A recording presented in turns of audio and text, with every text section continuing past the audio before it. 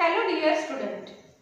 Today we are going to learn another type of the WBC, agranulocytes. याच्यापूर्वी आपण काय शिकलेलो आहोत? तर याच्यापूर्वी आपण WBC चा जो पहिला प्रकार आहे that is granulocyte आपण शिकलेलो आहोत. Granulocytes म्हणजे काय? तर granulocytes म्हणजे granules are present in the cytoplasm of the WBC. That WBC are called as granulocytes. म्हणजे ज्या WBC च्या सायटोप्लाझम मध्ये ग्रॅन्युल्स प्रेझेंट असतात त्यांना ग्रॅन्युलोसाइट्स असं म्हणतात. And how many it is 72% of the total WBC. म्हणजे ग्रॅन्युलोसाइट्स हा टोटल WBC मध्ये 72% एवढ्या ग्रॅन्युलोसाइट्स आहेत. Today we are going to learn agranulocytes. Agranulocytes are the remaining, that is the 28% of the total WBC. Total WBC 100% जर धरलं तर remaining 72% ग्रॅन्युलोसाइट्स सोडला तर 28% ह्या किती आहेत? अग्रॅन्युलोसाइट्स आहेत. That is agranulocytes 28% of the total WBC. Agranulocytes हे MCQ ला एंट्रन्स परीक्षेला हे पर्सेंटेज विचारलं जाऊ शकतं, त्यामुळे हे महत्त्वाचं आहे. त्याचबरोबर सायटोप्लाझम विदाउट ग्रॅन्युल्स म्हणून तर म्हटलेलं आहे. Granules are absent in the cytoplasm of the WBC. That WBC are called as agranulocytes. That is cytoplasm without granules. Then form lymphoid stem cells. म्हणजे agranulocytes हा जो प्रकार आहे WBC चा, ह्या सुद्धा जसं ग्रॅन्युलोसाइट्स ह्या lymphoid stem cell पासून तयार झालेल्या आहेत, तसंच अग्रॅन्युलोसाइट्स सुद्धा कशापासून तयार झालेल्या आहेत? तर lymphoid stem cells पासून तयार झालेल्या आहेत. Lymphoid stem cells are the cells which is present in the bone marrow. म्हणजे हा अग्रॅन्युलोसाइट्सचा प्रकार असू द्या किंवा ग्रॅन्युलोसाइट्सचा प्रकार असू द्या, ह्या ज्या सेल्स आहेत WBC ज्या आहेत ह्या कुठे तयार होत आहेत? तर ह्या सुद्धा बोन मॅरो मध्येच तयार होत आहेत. म्हणजेच लिम्फॉइड स्टेम सेल्स पासून अग्रॅन्युलोसाइट्स तयार झालेला आहे आणि लिम्फॉइड स्टेम सेल्स पासूनच ग्रॅन्युलोसाइट्स पण तयार झालेला आहे. फक्त त्या दोन्हीमध्ये काय फरक आहे ग्रॅन्युलोसाइट्स आणि अग्रॅन्युलोसाइट्स मध्ये? तर agranulocytes are formed from lymphoid stem cells and divide by mitosis. म्हणजे ह्या अग्रॅन्युलोसाइट्स ह्या लिम्फॉइड स्टेम सेल पासूनच तयार होत आहेत, बोन मॅरो मध्येच तयार होत आहेत, परंतु त्या पुढे डिवाइड होत आहेत, डिवाइडेड बाय मायटोसिस. म्हणजे त्यांच्यामध्ये पुढे काय होत आहे? तर मायटोसिस होत आहे and mitotically they divide. But granulocytes are formed from lymphoid stem cells but they cannot divide. हा यांच्यामधला फरक आहे. कशामधला? ग्रॅन्युलोसाइट्स मधला आणि अग्रॅन्युलोसाइट्स मधला. Then nuclei are not lobulated. अग्रॅन्युलोसाइटचे न्यूक्लियाय हे सिंगल न्यूक्लियाय प्रेझेंट असतं, not twisted, not segmented, not lobulated. म्हणून इथं म्हटलेलं आहे न्यूक्लियाय आर नॉट लोब्युलेटेड. अग्रॅन्युलोसाइट्सचा डायग्राम तुम्ही बघू शकता. अग्रॅन्युलोसाइट्सचे मध्ये जे न्यूक्लियस प्रेझेंट असतं ते nucleus R not lobulated or not segmented, not divided into many part. म्हणून इथं म्हटलेलं आहे nuclei are not lobulated and single nucleus present and larger in size. एकच न्यूक्लियस प्रेझेंट असतं आणि ते कशा साइजचं असतं? तर लार्जर इन साइजचं असतं. तुम्ही त्या डायग्राम मध्ये तुम्हाला अग्रॅन्युलोसाइटचा जो प्रकार आहे तो दिसत आहे. न्यूक्लियस प्रेझेंट असतं, ग्रॅन्युल्स अब्सेंट असतात आणि जे न्यूक्लियस प्रेझेंट असतं ते साइजनी मोठं असतं. अशा प्रकारचं अग्रॅन्युलोसाइट्स आहेत. म्हणजेच nuclei are not lobulated, single nucleus is present and larger in size, and there are two types. That is first is lymphocytes and second is monocytes. म्हणजे अग्रॅन्युलोसाइट्स पुन्हा दोन टाइप मध्ये डिवाइड झालेला आहे. That type are called as lymphocytes and monocytes. जर आपल्याला जर फरक बघायचं म्हटलं कशामधला? Granulocytes and agranulocytes. Write down the difference between granulocytes and agranulocytes असा जर प्रश्न विचारायचा म्हटलं तर इथल्या इथं काही पॉइंट आपल्या डोळ्यासमोर येत आहेत. पहिला जो पॉइंट आहे तो पर्सेंटेजचा. That is granulocytes are 72% of the total WBC आणि agranulocytes are the 28% of the total WBC. त्याच्यानंतर दुसरा जो फरक निघतो ते सायटोप्लाझम. ग्रॅन्युलोसाइट्सचा सायटोप्लाझम कसा आहे? Granulocytes cytoplasm of the granulocyte are with granules and cytoplasm of the agranulocytes are without granules. हा दुसरा फरक इथे निघतोय. त्याच्यानंतर तिसरा बघायचा म्हटलं तर granulocytes are formed from lymphoid stem cells but cannot divide. हा त्याच्यानंतर इकडे अग्रॅन्युलोसाइट्स मध्ये अग्रॅन्युलोसाइट्स are formed from lymphoid stem cell but they can divide by mitosis. Then next फरक काय निघतोय तर न्यूक्लियाय आर नॉट लोबुलेटेड. म्हणजे अग्रॅन्युलोसाइट्स मधले न्यूक्लियाय जर बघायचं म्हटलं तर न्यूक्लियाय आर नॉट लोबुलेटेड. तिकडे ग्रॅन्युलोसाइट्सचे न्यूक्लियाय बघायचं म्हटलं तर न्यूक्लियाय आर लोबुलेटेड. देन फरक जर आपल्याला काढायचं म्हटलं न्यूक्लियाच्या संबंधित किंवा न्यूक्लियसच्या संबंधित तर granulocytes nucleus are divided segment or divided into many lobules and here nuclei of the agranulocytes are not divided into lobule. Then two types of here agranulocytes are two types, that is first is lymphocytes and monocytes, and granulocytes are divided. First is neutrophil, second is basophil and third is acidophils, that is called as eosinophils. हे अशा प्रकारचे यांचं deviation आहे. असा प्रश्न डिफरन्सचा विचारला जाऊ शकतो. आपण कंपॅरेटिव्हली जर स्टडी केली तर आपल्याला ते चांगल्या प्रकारचे लक्षात राहू शकतं. जर आपण ग्रॅन्युलोसाइट बघितलं त्याचे पॉइंट बघितले, अग्रॅन्युलोसाइट्स बघितले त्याचे पॉइंट बघितले, ग्रॅन्युलोसाइट्स बघितलं त्याचे पॉइंट बघितलं तर ते आपल्या चांगल्या प्रकारेच लक्षात राहू शकतं. त्याच्यामुळे आपण कधीही अभ्यास करत असताना आपल्याला अशा प्रकारची कंपॅरेटिव्हली स्टडी करावी लागते. Now we discuss the next part of the agranulocytes, that is the first type of the agranulocytes is lymphocytes, and lymphocytes are the smallest of the WBC.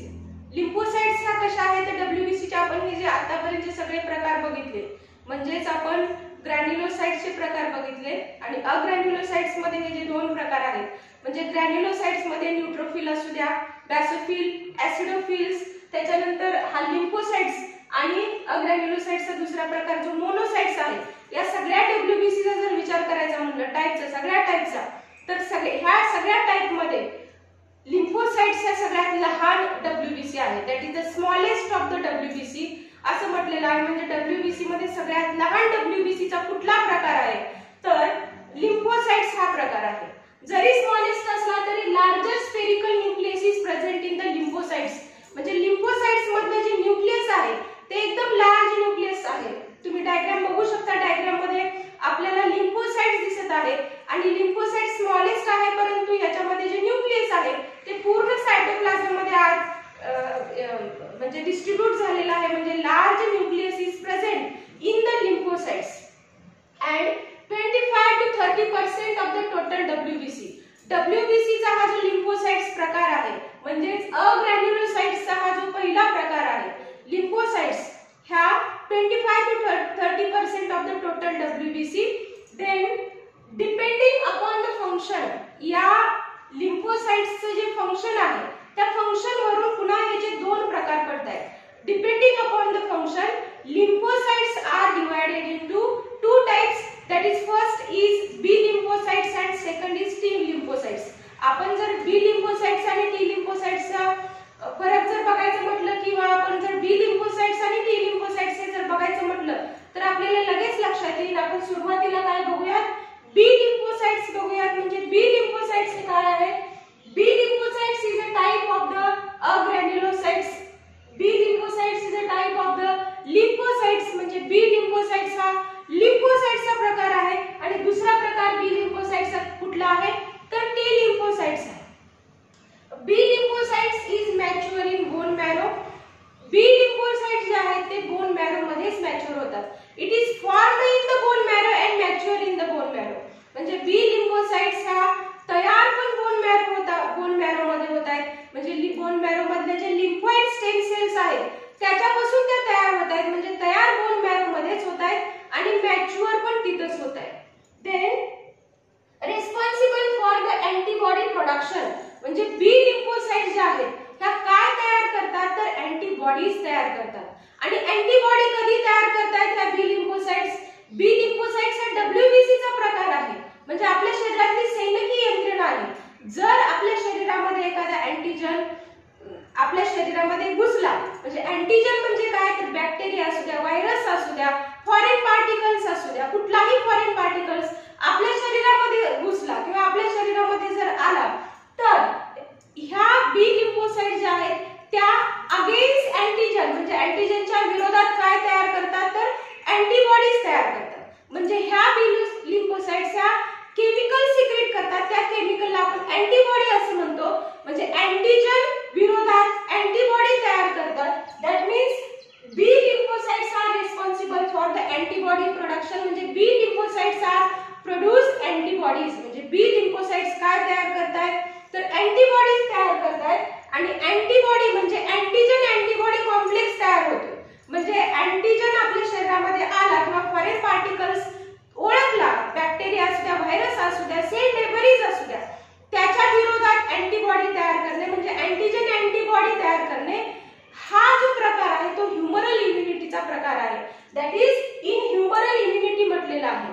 म्हणजे अँटीजनच्या विरोधात अँटीबॉडी तयार करणे it is a part of the humoral immunity. That means B lymphocytes are responsible for the antibody production in humoral immunity and it is highly specific antigen antibody immunity। म्हणून तर त्याला highly specific म्हणजे एका प्रकारचा bacteria असू द्या किंवा foreign particles असू द्या किंवा फॉरेन सबस्टन्स असू द्या, त्याच्या विरोधात स्पेसिफिक अँटीबॉडी तयार करणे, अँटीजन अँटीबॉडी कॉम्प्लेक्स तयार करणे, त्यालाच it is highly specific antigen antibody इम्युनिटीचा हा जो प्रकार आहे। हा बी लिम्फोसाइट्स हा कशाचा प्रकार आहे, तर टी लिम्फोसाइट्सचा। त्याच्यानंतर लिम्फोसाइट्सचा दुसरा प्रकार जो दिलेला आहे तो टी लिम्फोसाइट्स दिलेला आहे। म्हणजे लिम्फोसाइट्सचा पहिला प्रकार आपण बघितला बी लिम्फोसाइट्स, आता आपण बघणार आहोत T lymphocytes. T lymphocytes mature in thymus असं म्हटलेलं आहे। जसं की B lymphocytes mature in bone marrow आणि T lymphocytes mature in thymus, आपण हे जर दोन फरक जर बघितलं तर ह्या दोन्हीच्या नावानेच त्यांचं नाव दिलं गेलेलं आहे असं आपल्याला दिसतंय। म्हणजे लिम्फोसाइट्स, दोज लिम्फोसाइट्स म्हणजे B lymphocytes are mature in bone marrow, bone मॅरोचं B that is B lymphocytes, त्याच्यावरून त्याला बी लिम्फोसाइट्स। आणि mature in thymus that is called as T lymphocytes. T lymphocytes are mature in thymus म्हणजे T lymphocytes ह्या bone marrow मध्ये तयार होत आहेत, परंतु ते बोन मॅरो मधून बाहेर पडून त्या कुठे जाऊन मॅच्युअर होत आहेत, तर थायमस मध्ये जाऊन मॅच्युअर होत आहेत। म्हणजेच म्हणून त्याला टी लिम्फोसाइट्स, टी लिम्फोसाइट्स हे कुठून आले, थायमसचं T that is T lymphocytes असं आपण लक्षात ठेवू शकतो। म्हणजे B lymphocytes mature in bone marrow that is B bone मॅरोचं B B lymphocytes and T lymphocytes are mature in thymus, थायमसचं T that is T lymphocytes असं आपण लक्षात ठेवू शकतो। Then T lymphocytes are responsible for the cell mediated immunity म्हटलेला आहे। हा फरक निघतो इथं, म्हणजे B lymphocytes mature for antibody production in humoral immunity, T lymphocytes are responsible for the cell mediated immunity असं म्हटलेलं आहे। म्हणजे T lymphocytes हा antibody production करत नाही, तर ह्या काय तयार करतात, तर T lymphocytes हा दुसऱ्या टाइपच्या सेल्स तयार करतात, म्हणून त्याला सेल मेडिएटेड इम्युनिटी असं म्हटलेलं आहे। कुठेही इंजुरी झालेला असू द्या, इन्फेक्शन झालेला असू द्या, सेल डेबरीज झालेला असू द्या, त्याला नष्ट करण्यासाठी काय करतायत, तर सेल मेडिएटेड इम्युनिटी म्हणजे दुसऱ्या प्रकारच्या सेल्स तयार करतात आणि त्या सेल्स काय करतात, त्यांना किल करण्याचं किंवा डिस्ट्रॉय करण्याचं काम करतात, म्हणून responsible for the cell mediated immunity. आणि टी लिम्फोसाइट्सचे काही प्रकार दिलेले आहेत। T lymphocytes are divided into again 4 types.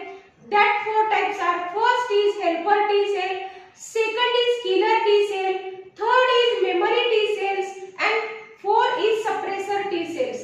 असे T lymphocytes चे हे सगळे प्रकार आहेत। म्हणजे T lymphocytes हा जो पहिला प्रकार आहे helper T cells, म्हणजे एखाद्या एखाद्या अँटीजनला किंवा सेल डेबरीजला नष्ट करण्यासाठी हेल्प करणाऱ्या that is helper T cells. They killer T cells ज्या स्वतः नष्ट करतायत, किल करण्याचं काम करतायत that is killer T cells.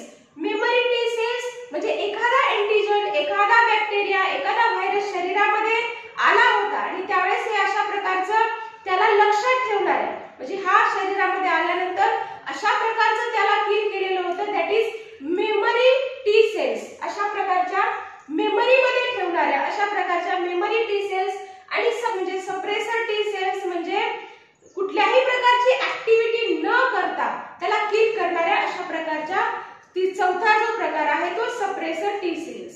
हा जो प्रकार आहे तो टी लिम्फोसाइट्सचा आपल्याला इथल्या इथं पण आपण फरक जर बघितला तर कंपॅरेटिव्हली जर इथं आपण स्टडी केली तर इथं पण आपल्याला लक्षात राहते बी लिम्फोसाइट्स आणि T lymphocytes. B lymphocytes mature in bone marrow, T lymphocytes mature in thymus. B lymphocyte responsible for antibody production in humoral immunity. T lymphocyte responsible for cell mediated immunity. It is highly specific antigen antibody immunity म्हणजे हा highly specific antigen antibody immunity चा प्रकार आहे. आणि ह्याचे किती प्रकार पडतायत तर 4 प्रकार पडतायत. T lymphocytes चे helper T cell, killer T cell, memory T cells आणि suppressor T cells. Then next type of the agranulocytes is monocytes. Monocytes are largest of the all WBC.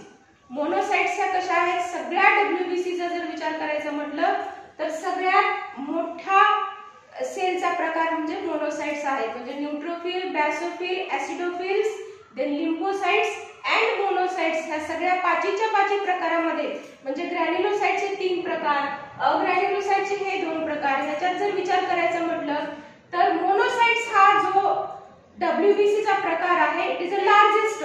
आता याच्यामध्ये अग्रॅन्युलोसाइटचे हे दोन्ही प्रकार आहेत. पहिला जो दिलेला आहे तो लिम्फोसाइट्स आहे, दुसरा जो आहे तो मोनोसाइट्स आहे.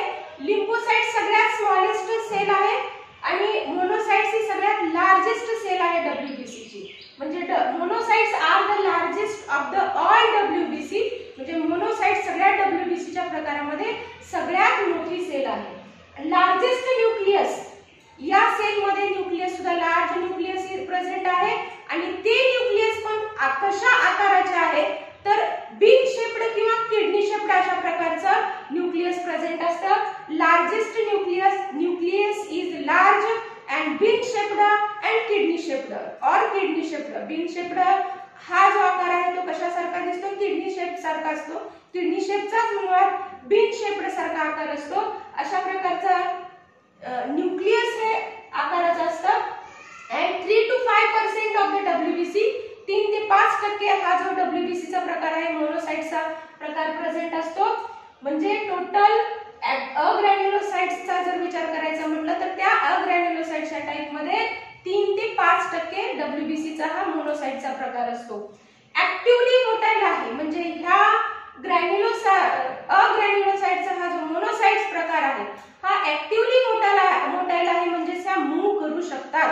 म्हणजेच आपण प्रिव्हियस लेक्चर मध्ये पाहिलेलं आहे की diapedesis WBC show the process that is diapedesis. Diapedesis म्हणजे amoeboidal movement of the WBC from the capillary wall.